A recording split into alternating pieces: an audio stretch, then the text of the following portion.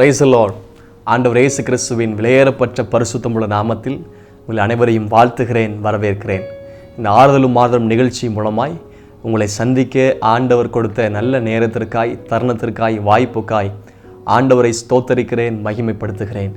நான் கர்த்தருக்குள் நம்புகிறேன், விசுவாசிக்கிறேன். இந்த ஆறுதலும் மாறுதலும் நிகழ்ச்சி உங்களுக்கு தனிப்பட்ட விதத்தில் உங்கள் காரியங்களுக்கு, குடும்ப காரியங்களுக்கு இது பிரயோஜனமாக, ஆசீர்வாதமாக இருக்கிறது என்பதை கர்த்தருக்குள் நம்புகிறேன்.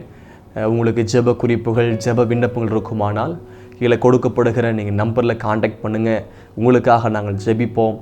ஆலோசனை வேண்டும் என்று சொன்னாலும் நீங்கள் தாராளமாக எங்களை அணுகும்படி அன்போடு கேட்கிறேன். கர்த்தர் உங்களை ஆசீர்வதிப்பாராக. அவனுடைய வார்த்தையை தியானிக்கலாமா? கர்த்தர் நம்மோடு கூட பேசட்டும். ஜெபிப்போம். அன்பு தகப்பனே, இயேசுவின் நாமத்தில் ஜெபிக்கிறோம். கர்த்தர் எங்களோடு கூட பேசுகிறவர், வார்த்தை அனுப்பி உயிர்ப்பிக்கிறவர், உலர்ந்த எலும்புகளை உயிர்ப்பெற வைக்கிறவர். இந்த நேரத்தில் உம்முடைய வார்த்தை மூலமாய் கர்த்தர் ஆசீர்வதியும்.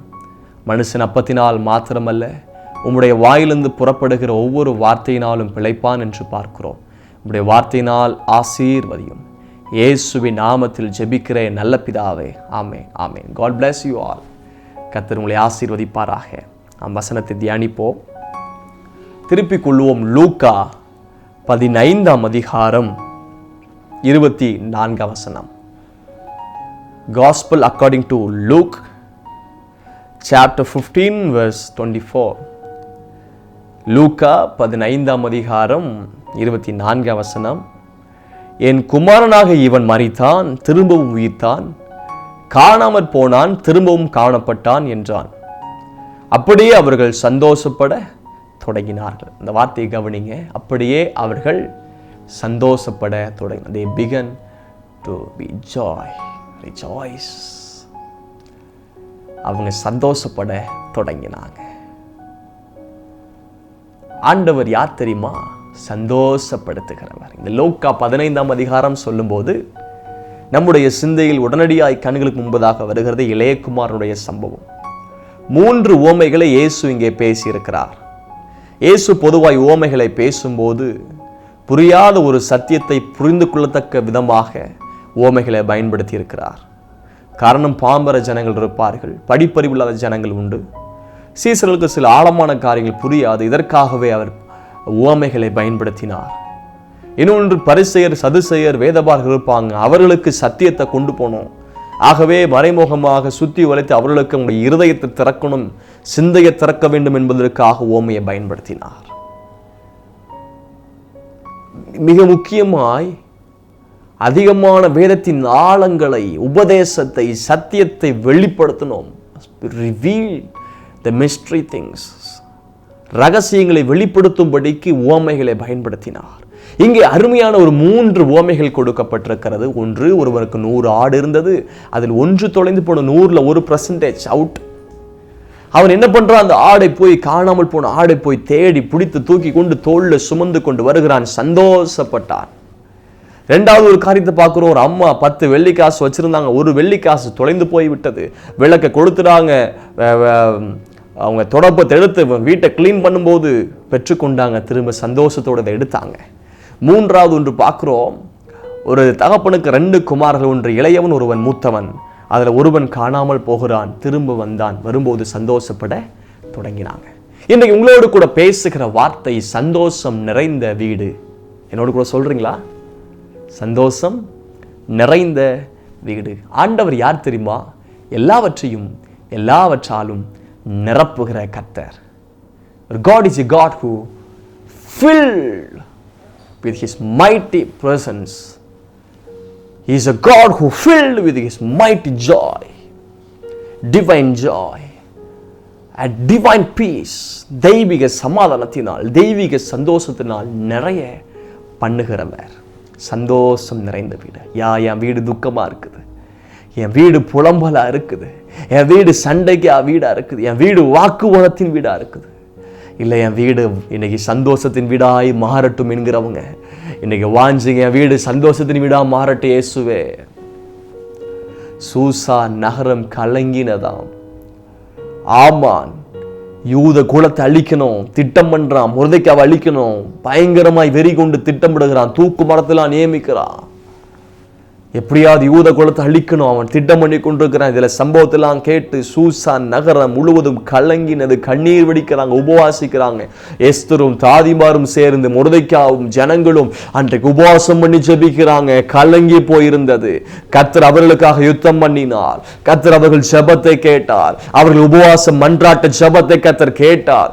பின்பதாக வேதத்தில் பார்க்கிறோம், கர்த்தர் ஆமனை அளித்தார். எந்த தூக்கு மரத்தை மொர்தெக்காக வைக்கப்பட்டிருந்ததோ அதே தூக்கு மரத்தில் அன்றைக்கு ஆமான் மரித்தான். எந்த தலையை வெட்கப்படுத்த வேண்டும் என்று சொல்லி ஆமான் நினைத்தானோ அந்த தலையை கர்த்தர் உயர்த்தினார். 50 முழம் அடி உயரத்திற்கு அதை தூக்கு மரத்தை செஞ்சான். காரணம், ஊரே மொர்தெக்காயுடைய சாவை அறியணும் என்று சொல்லி அவன் எத்தனித்து கொண்டு செய்தான். ஆனால் ஊர் அறிய அவருடைய தலை அதில் தூக்கப்பட்டது. உங்களுக்கு விரோதமாய் உருவாக்கப்படுகிற ஆயுதங்கள் வாய்க்காதே போகும். ஆமான் ஜனத்துக்கு விரோதமாய் எழும்பிக் கொண்டிருக்கும் இந்த ஜனத்துடைய இருதயமெல்லாம் கரைந்து கலங்கி போய்விட்டது. இவங்க துக்கிக்கிறாங்க. கர்த்தர் யுத்தம் பண்ணினார், பெரிய ஜெயத்தை கொடுத்தார், ஜெபத்துக்கு பதில் கொடுத்தார். பின்பதாக பார்க்கிறோம், சூசான் நகரம் களி கூர்ந்தது. சூசான் நகரம் களி கூர்ந்தது. விசுவாசிங்க, எங்க வீடு களி கூறுகிற வீடாய் மாறட்டும். நீதிமானுடைய கூடாரத்தில் ரட்சிப்பின் கம்பீர சத்தம் உண்டு. ரட்சிப்பின் கம்பீர சத்தம், பேரின்ப சத்தம், ஆனந்தத்தின் சத்தம், பரிசுத்தாவினால் உண்டாகிற சந்தோஷம் என் வீட்டில் தங்கி இருப்பதாக. ஹல்லேலூயா. ஆண்டவர் நாமத்து மகிமை உண்டா. லூக்கா 15ஆம் அதிகாரம். இதில் ஆழமான காரியங்கள் இருக்கிறது. இவங்க சந்தோஷப்பட தொடங்குறாங்க. 3 வீடு இங்கே போடப்பட்டிருக்கு. நான் ஏற்கனவே சொன்னேன், செய்தியுடைய தலைப்பு சந்தோஷம் நிறைந்த வீடு, ஜாய். இந்த அதிகாரத்துக்கு வேதாராய்ச்சி என்ன சொல்றாங்கன்னா, வேத ஆராய்ச்சியாளர்கள் சந்தோஷத்தின் அதிகாரம், சாப்டர் ஆஃப் ஜாய். என்னொன்னு சொல்றாங்க, இந்த 3 உவமைகளுக்கும் பேரபிள்ஸ் ஆஃப் ஜாய், சந்தோஷத்தின் உவமைகள். ஏன் அப்படின்னா, இந்த அதிகாரத்தில் 15ஆம் அதிகாரத்தில் சில இடங்களில் சந்தோஷம் என்கிற வார்த்தை இருக்கு. நான் வாசிக்கும் போது நீங்கள் கவனித்துக் கொண்டு கோடு போட்டுக் கொள்ளுங்க. 5ஆம் வசனம், 15ஆம் அதிகாரம், லூக்கா 5ஆம் வசனம். கண்டுபிடித்த பின்பு அவன் சந்தோஷத்தோட. 6ஆம் வசனம், அதுல பாருங்க, காணாமல் போன என் ஆட்டை கண்டுபிடித்தேன், என்னோடு கூட சந்தோஷப்படுங்கள். 7ஆம் வசனம், அதுபோல மனம் திரும்ப அவசியமில்லாத 99 நீதிமானை குறித்து சந்தோஷம் உண்டாகிறதை பார்க்கலாம். மனம் திரும்புகிற ஒரே பாவி நிமித்தம் பரலோகத்தில் மிகுந்த சந்தோஷம் உண்டாயிருக்கும். 9ஆம் வசனத்தை கவனியுங்கள்.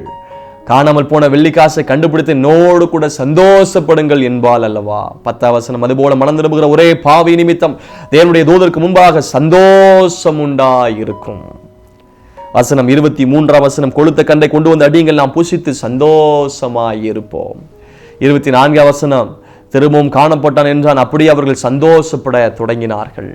வசனம் 29ஆம் வசனம், அன்னகாரன் சொல்றாரு, அவர் தகப்பனுக்கு பிரயோஜனமாக, இதோ இத்தனை வருஷங்களமாய் நான் உமக்கு ஊழியம் செய்து ஒரு காலம் உம்முடைய கற்பனையை மீறாம் என் சிநேகிதருடைய நான் சந்தோஷமாயிருக்கும்படி. வசனம் 32ஆம் வசனம், கடைசி வசனம், என் சகோதரனாக இவனோ மரித்தான், உன் சகோதரனாக இவனோ மரித்தான், திரும்பவும் உயிர்த்தான், காணாமல் போனான், திரும்பவும் காணப்பட்டான், ஆனபடினால் நாம் சந்தோஷப்பட்டு மகிழ்ச்சியா இருக்க வேண்டுமே என்று சொன்னான். இதுல 3 வீடு கொடுக்கப்பட்டிருக்கிறது. அநேக வார்த்தை சந்தோஷம் சந்தோஷம் சந்தோஷம் நிறைந்த வீடு. முதலாவது உவமை குறித்து பார்க்கும்போது, ஒருத்தருக்கு 100 ஆடு இருந்தது. ஒரு ஆடு தொலைஞ்சு போச்சு. துக்கத்தோடு அலைஞ்சு திரிஞ்சு தேடுறார். முதல் சம்பவத்தில் வழி தவறி போனது. அதுக்கு தெரியாத பேதம் ஆடு வழி தவறி போடு காணாமல் போச்சு. அதை போய் தேடி எடுத்து தூக்கி கொண்டு சந்தோஷத்தோட வீட்டுக்கு வரானா. இதில் நினைத்தமாக கற்றுக்கொள்கிறோம், உங்களுடைய பிஸ்னஸில், தொழிலில், வியாபாரத்தில், வருமானம் சம்பந்தமான சொத்துக்கு நிமித்தமாய் சந்தோஷத்தை கொடுக்கிற கர்த்தர் வீட்டின் வெளியிலும் நீங்கள் சந்தோஷத்தோடு வருவீங்க. கதன் வாக்கு தத்தமாக அதை விசுவாசிங்க. தீர்க்க தரிசனமாக இந்த வார்த்தை எடுத்துக்கொண்டு விசுவாசிங்க. என் வேலைகளை சின்ன கைகளின் பிரயாசத்தில் என்னுடைய வருமானத்தில் நான் சந்தோஷமாய் வருவேன். சில காரியத்தை தொலைச்சிருக்கலாம், சிலவற்றை இழந்திருக்கலாம், நான் சந்தோஷத்தோட மறுபடியும் என் வீட்டுக்கு வருவேன். ஹல்லேலூயா. முதலாவது, வருமானம் சம்பந்தமான சொத்துல கர்த்தர் சந்தோஷம் கொடுக்கிறவர் வீட்டில். 2வது, 10 வெள்ளிக்காசுல ஒன்று தொலைஞ்சு போச்சு. இதனுடைய அர்த்தம், ஆவிக்குரிய அர்த்தம் சில உண்டு. ஒரு பொதுவாக யூதருடைய கலாச்சாரத்தின்படி திருமண காரியம் பண்ணும்போது அதுக்கு முன்பதாக என்கேஜ்மெண்ட் இருக்கும். அந்த நிச்சயதார்த்த நாளில் என்ன பண்ணுவார்னா, மணவாளன் மணவாட்டிக்கு 10 வெள்ளிக்காசை கொடுத்துட்டு போவாங்க. அந்த 10 வெள்ளிக்காசை திருமண நாள் வரைக்கும் பத்திரமாய் பாதுகாக்க வேண்டும். அதில் ஒன்று தொலைந்து போனால் கூட திருமணம் நடைபெறாது. மணமகன் மணமகளை திருமணம் செய்ய மாட்டார் என்பது ஒரு பிரமாணம் இருக்கிறது. இதுக்கு என்ன சொல்றாங்கன்னா, மணவாளன் கொடுத்துட்டு போயிருக்கிறார் மணவாட்டி, இதில் ஒரு காசு தொலைஞ்சு போச்சு, ஐயோ எனக்கு இனி திருமணம் நடக்காது, மணவாளனை ஏற்றுக்கொள்ள மாட்டார். அதே போலத்தான் 10 கட்டளைகளை அவர் 2 சுருக்கி இயேசு கொடுத்து விட்டு போனார். அதில் ஒரு காரியம் நம்ம தவறினால் கூட மணவாளனாகிய இயேசுவை சந்திக்க மணவாட்டியாக நமக்கு முடியாது, அவர் ஏற்றுக்கொள்ள மாட்டார். இதில் என்ன காரியத்தை கற்றுக்கொள்கிறோம் என்று சொன்னால், வீட்டின் நடுவில் கௌரவம் சம்பந்தமான பொக்கிஷம், கௌரவம் சம்பந்தமான அநேக காரியத்தில் இப்படி தான் நிறைய குடும்பங்கள் இன்னைக்கு பிரிந்து கிடக்கிறது, உடைந்து கிடக்கிறது. இன்னைக்கு திருமண தடைகள், திருமணமாக இருக்குது, வயதாயிருக்கிறது, படிச்சிருக்கிறாங்க, வேலை செய்கிறாங்க, இன்னைக்கு திருமண விஷயங்கள், இன்னைக்கு பிரச்சனைகள், சிதைவுகள், டைவர்ஸ், இன்னைக்கு குடும்ப கௌரவம் எல்லாம் இன்னைக்கு சிதைந்து போயிருக்கிறது. வெளியே தலை காட்ட முடியல, தலை தூக்க முடியல. குடும்ப கௌரவத்தில் சந்தோஷத்தை கொடுக்கிற கர்த்தர் விசுவாசிங்க. ஒருவேளை இதே போன்ற பிரச்சனைகள் உங்க பிள்ளைகள் வாழ்க்கையில் ஏற்பட்டிருக்கலாம், உங்கள் தனிப்பட்ட வாழ்க்கையில் ஏற்பட்டிருக்கலாம், உங்கள் குடும்பத்தில் ஏற்பட்டிருக்கலாம். திரும்ப கௌரவ சம்பந்தமான சந்தோஷத்தை கர்த்தர் தருவாராக. 3வது, குடும்ப ஐக்கியத்தில் சந்தோஷம். இளையகுமாரன் வீட்டை விட்டு வெளியே போகிறான். அவனை குறித்து பார்க்கும்போது செல்ஃபிஷ் மேன் ஆஃப் செல்ஃபிஷ், எனக்குள்ள பங்கு எனக்கு வேணும். அப்புறம் என்ன பண்றானா, separation, he separated from his home, from the father and brother. வீட்டை விட்டு பிரிஞ்சு போகிறான். he spent everything vanishly, ஆடம்பரமாக, lavishly, மாயையாக, ஆடம்பரமாக அவன் செலவழிக்கிறான். then he got salvation, ரட்சிப்பை பெற்றுக்கொண்டான். அவனை குறித்து பார்க்கும்போது இளையகுமார் குறித்து willful man, ஒரு தைரியமானவன், wandering man, watchful man, wanting man, wretched man, and he welcomed to his home. இப்படி அவனை குறித்து பார்க்கிறோம். இளையகுமாரன் காணாமல் போன, திரும்ப காணப்பட்டான். வீட்டுக்குள்ள வரான். தகப்பன் அவனை கட்டி பிடித்து முத்தமிட்டு அவனுக்கு வஸ்திரத்தை கொடுக்கிறார், பாதரட்சியை கொடுக்கிறார், கொழுத்த கண்டு அடிக்கிறாங்க. இப்படி சில காரியம் செய்கிறார், மோதிரத்தை கொடுக்கிறார்.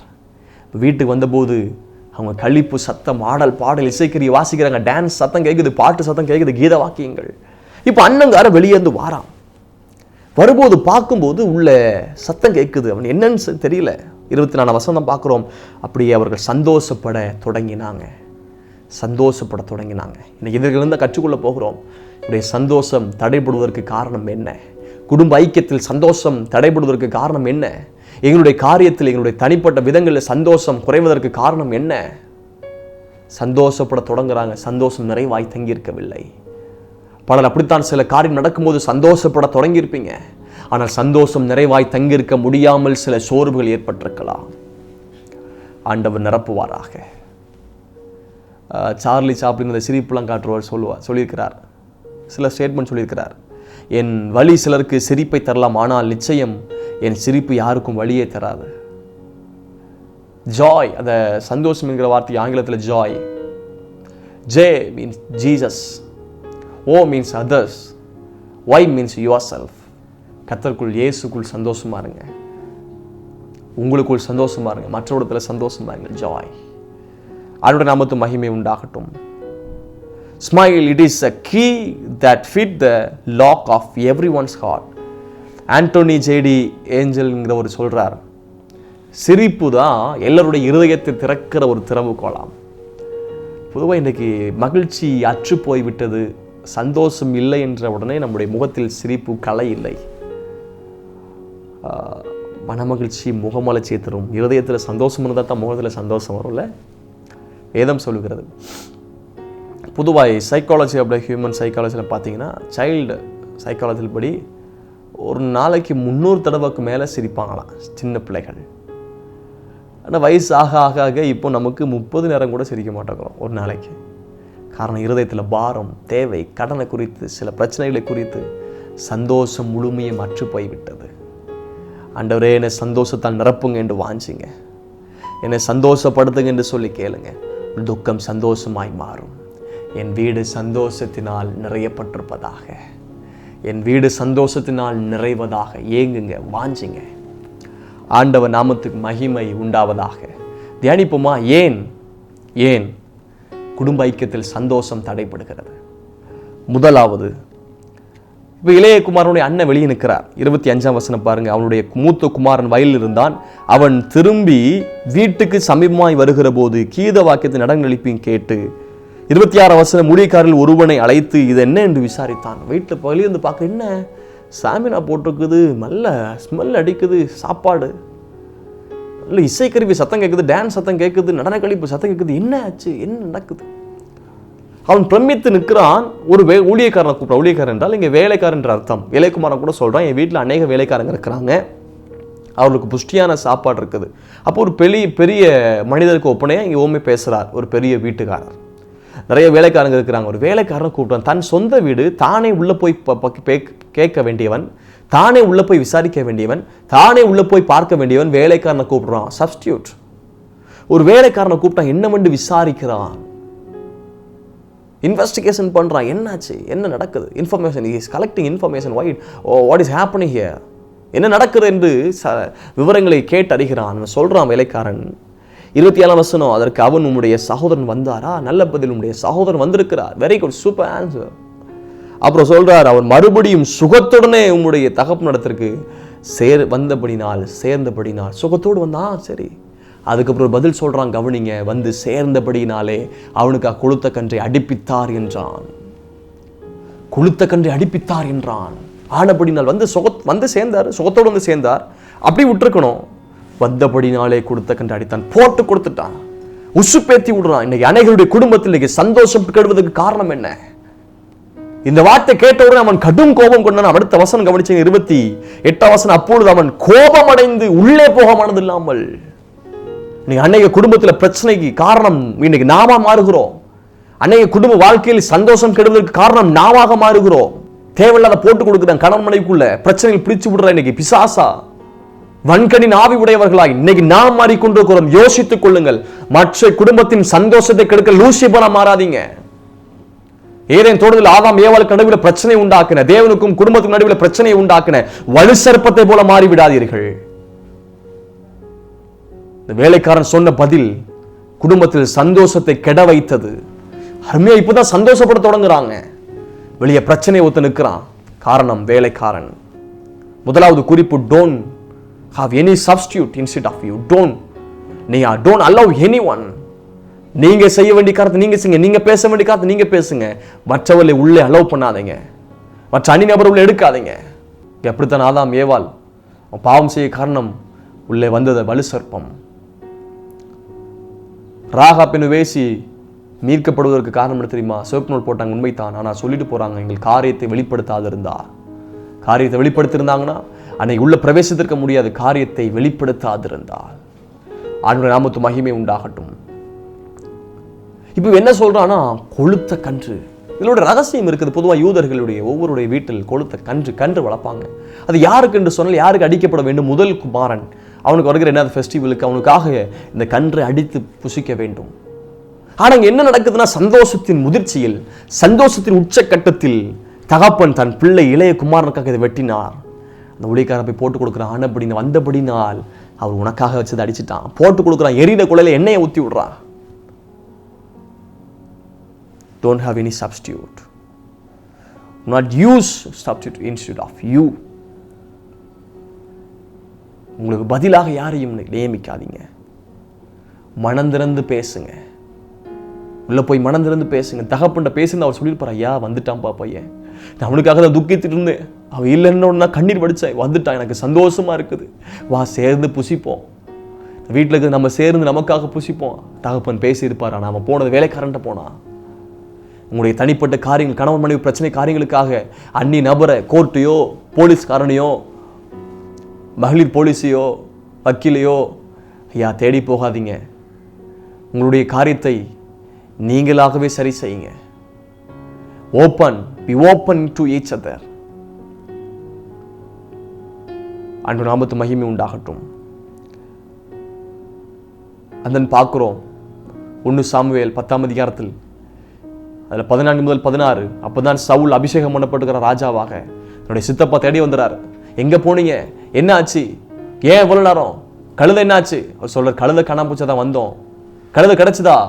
ஆமா, சாமுவேல் தீர்க்கதரிசி சொன்னார் கழுதை காணாம போச்சு, கிடைச்சிரும் அப்படின்னு சொன்னார். அப்ப என்னாச்சு? வேற என்ன சொன்னார் கேட்கிறார். இல்ல, அவர் ராஜ்யபாரத்தை குறித்து ஒன்றும் சொல்லவில்லை, ரகசியத்தை அடக்குகிறார். பட்டணத்தை பிடிப்பவரை பார்க்கலும் காரியத்தை அடக்குகிற ஒரு உத்தமனான். காரியத்தை அடக்குவது கர்த்தருக்கு மேன்மை, காரியத்தை அறைவது ராஜாக்களுக்கு மேன்மை. இப்படி காரியத்தை அடக்குவோம். காம் சபிக்கப்பட்டான், காரணம் திரும்ப தகப்பனுடைய நிர்வாணத்தை பார்த்து வெளியே இருக்கிற சகோதரர் போய் அறிவித்தான், தன் குடும்பத்தோட நிர்வாணத்தை மறைச்சு வைங்க, காரியங்களை அடக்குங்க. முதலாவது அவன் கேட்ட பதில் தவறான ஒரு பதில், உசுப்பேத்தி விடுகிற ஒரு பதில். இது குடும்பத்தின் சந்தோஷத்தை தடை பண்ணுது. அப்பதான் சந்தோஷப்பட தொடங்குறாங்க. இவங்க சொன்ன பதில் தடைப்படுது. அடுத்தது 2வது 28ஆம் வசனம், அப்பொழுது அவன் கோபம் அடைந்து உள்ளே போக மனதில்லாது இருந்தான். தகப்பனோ வெளியே வந்து அவனை வருந்தி அழைத்தார். உள்ள போக மனதில்லாமல் வெளியே நிற்கிறான். உள்ள போக மனதில்லாம இருதய கடினம், ஸ்டார் ஹார்ட். பார்வனுடைய பாவம் என்ன தெரியுமா? இருதய கடினம். கர்த்தரை அலோ பண்ணா ஸ்ட்ரபன் ஹார்ட். அது எப்படி பிடிவாதம் உள்ள இருதயம். வீட்டுக்குள்ள போக மாட்டேன், சொந்த வீடு. கொஞ்ச நேரத்துக்கு முன்னாடி தான் வீட்டை விட்டு வெளியே போனார். வயலுக்கு போயிட்டு வந்தபோது அது தொண்ட தகப்பன், சொந்த வீடு, வீட்டுக்கு வெளியே நிற்கிறான். ஒரு பிடிவாதமான குணம். இது உங்கள் குடும்பத்தில் ஏன் சந்தோஷம் கெடுக்க தெரியுமா? உங்களுக்கு இருக்கிற பிடிவாதமான குணம், ஈகோ. சொந்த குடும்பத்தில் இருந்துட்டு ஏங்க இப்படிப்பட்ட ஒரு காரியம், ஏன்ட்டு அந்த காரியத்தை சொல்ல, சந்தோஷப்படுங்க சேர்ந்து. எனக்கு ஒன்றும் சொல்லல, எனக்கு தெரியல, எனக்கு தரல. Do not have any ego heart. Do not have stubborn heart. பிடிவாதமான இருதயம் தேவையில்லை. இருதயத்தை சோதி தருகிறவர் கர்த்தர். மனுஷன் முகத்தை பார்க்கிறான், கர்த்தர் இருதயத்தை பார்க்கிறார். கோபம் அடைந்தான். இருதய கடினம் இன்றைக்கு சந்தோஷத்தை கெடுக்கிறது. என் இருதயம் நல்ல விசேஷத்தினால் பொங்கட்டும். என் இருதயம் எப்படிப்பட்ட இருதயமாய் இருக்கிறது? கல்லான் இருதயத்தை எடுத்து போட்டு சதையான இருதயத்தை தருகிறவர், இருதயத்தை ஆராய்கிறவர் என்று வேதத்தில் பார்க்கிறோம். என் இருதயம் யூதாஸ் காரித் இருதயத்தை போல இருக்கிறதா?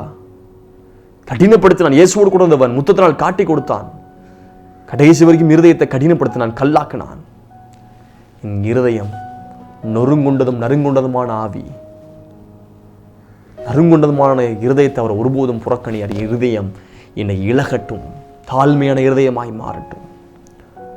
3வது 29ஆம் வசனம், அவன் தகப்பனுக்கு பிரயோத்தனமாக ஏதோ இத்தனை வருஷ காலமாய் நான், அதில் சில வார்த்தை கவனிங்க, நான் உமக்கு ஊழியம் செய்து ஒரு காலம் உம்முடைய கற்பனை மீறாதிருந்தும் என் சிநேகிதரோட நான் சந்தோஷமா இருக்கும்போது நீர் ஒரு காலம் எனக்கு ஒரு ஆட்டுக்குட்டியை கொடுக்கவில்லை. எனக்கு, நான், எனக்கு, நீ, என், அப்படி என்றால் சுயநலம். சுயநலமா பேசுறான். எனக்கு, நான், என், எனக்கு, நான், எனக்கு எனக்கு எனக்கு எனக்குன்னுவாங்க தவளை மாதிரி. எனக்கு உனக்கு எனக்கு உனக்கு எனக்கு எனக்கு என்னன்னு சொல்லுவாங்களே, நான் பண்ணி நான் பண்ணி நான் பண்ணி நான் அதை பண்ணி நான் அதை பண்ணி நான் இதை பண்ணி நான் பண்ணி கடைசி சொல்லுவாங்க நான் பண்ணினே ஒத்துடுவாங்க.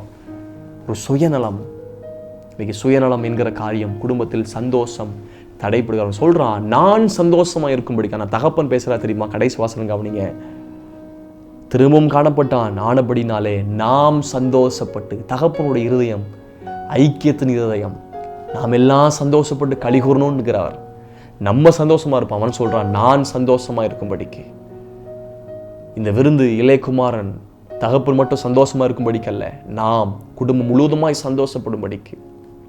4வது 30ஆம் வசனம், வேசிலிடத்தில் உம்முடைய ஆசையை அழித்து போட்ட உம்முடைய குமாரனாகி இவன் வந்தவுடனே கொளுத்த கண்டு இவனுக்காக அடித்தீரே. உம்முடைய குமாரன், உம்முடைய ஆஸ்தி. பிரித்து பேசுறான். Separating the relationship. Don't separate the relationship. என்ன சொல்லியிருக்கணும்? என் சகோதரன், நம்முடைய சொத்து, நம்முடைய ஆஸ்தி. சொத்துக்களை பிரித்து பார்க்குறான். இன்னைக்கு அநேக குடும்பங்களில் தனிப்பட்ட காரியங்களை பிரச்சனை வருவதற்கு காரணம் இன்னைக்கு பிரித்து பார்க்குறாங்க. பார்சியாலிட்டி வேண்டாம், பட்சபாதம் வேண்டாம். தகப்பன் இருதயம் போல மாறட்டும். நாம் சந்தோஷப்பட்டு களி கூறுவோம். 4 காரியத்தை கவனித்தோம். சந்தோஷம் நிறைந்திருக்கிற வீடு. சந்தோஷப்பட தொடங்கினாங்க, சந்தோஷம் தடைப்பட்டது. காரணம், முதலாவது வேலைக்காரன் கேட்கும்போது வேலைக்காரன் ஒரு தவறான ஒரு சம்பவத்தை சொன்னான். இவன் நேரடியாய் தகப்பட்டு போய் கேட்கக்கூடியவன், நேரடியாய் வீட்டுக்குள் போய் பார்க்கக்கூடியவன். 2வது இருதய கடினம், கடினமான இருதயம், பிடிவாதமான இருதயம், ஸ்ரபன்ஹால். 3வது செல்ஃபிஷ், சுயநலம். எனக்கு எனக்கு எனக்கு எனக்கு ஒன்றும் பண்ணல, எனக்கு ஒன்றும் பண்ணல. அவர் சொல்றாரு எல்லாம் உன்னுடையதப்பா, நீ என்னோட கூட இருக்கிறன்னு சொல்றாரு, எல்லாம் உன்னுடையதப்பா. அப்படியுமே ஏன் உனக்கு உனக்குன்னு சொல்ற? எல்லாம் உனக்கு தான்ப்பா. நான்காவதாக அந்த அவனுக்கு செப்பரேட்டிங், உறவுகளை பிரித்து பார்க்கிற ஒரு இருதயம். இது நிமித்தமாக இன்னைக்கு சந்தோஷம் கெடுகிறது. யோசிச்சு பாருங்க. சந்தோஷம் நிறைவாய் தங்கியிருக்கிற வீடாய் மாறட்டும். ஆண்டவரே, என்னுடைய வீடு சந்தோஷம் நிறைந்த வீடாய் மாறட்டும். சொல்லுங்க, என் வீடு சந்தோஷம் நிறைந்த வீடாய் மாறட்டும். ஜெபிப்போமா? பரலோக பிதாவே, பரிசுத்த பிள்ளையாக இயேசுவின் நாமத்தில் ஜெபிக்கிறேன். சந்தோஷப்படுத்துகிற தேவன், பேரின்ப நதி ஒவ்வொரு வீடுகளில் வெளிப்படுவதாக. இருதய காயங்கள் மாறட்டும், துக்கம் சந்தோஷமாய் மாறட்டும், புலம்பல் ஆனந்த களிப்பாய் மாறட்டும், சாம்பலுக்கு பதிலாய் சிங்காரம் உண்டாகட்டும். இயேசுவின் நாமத்தில் சந்தோஷம் நிறைவாய் தங்கியிருக்கட்டும் என்று சொல்லி ஜெபிக்கிறேன். தானியம் திராட்சரசம் பெரிய இருக்கிற காலத்தின் சந்தோஷம் பார்க்கலும் அதிக சந்தோஷம் இவர்களுக்குள் நிறைவாய் தங்கியிருக்கட்டும். ஆண்டவரே, குடும்ப ஐக்கியத்துக்குள் சந்தோஷம் உண்டாகட்டும். வருமான சம்பந்தமான சொத்தில் சந்தோஷம் உண்டாகட்டும். ஹல்லேலூயா. கவர்மெண்ட் சம்பந்தமான சொத்தில் பொக்கிஷத்தில் சந்தோஷம் இயேசுவின் நாமத்தில் உண்டாகட்டும். ஆசீர்வதியும். ஜெபத்தை கேட்டதுக்காய் ஸ்தோத்திரம். சந்தோஷத்துக்கு தடையாய் காணப்படுகிற குணங்கள் இயேசுவின் நாமத்தில் மாற்றப்படுவதாக. நாங்கள் யாருடைய சந்தோஷம் கெடுதலுக்கு காரணமாய் மாறிடக்கூடாது. ஆண்டவரே, மற்றவருடைய ஆசீர்வாதத்திற்கு பயன்பட கர்த்தர் கிருபை தாரும். இயேசுவின் நாமத்தில் ஜெபிக்கிறேன் நல்ல பிதாவே. ஆமென், ஆமென், ஆமென். God bless you. Praise the Lord.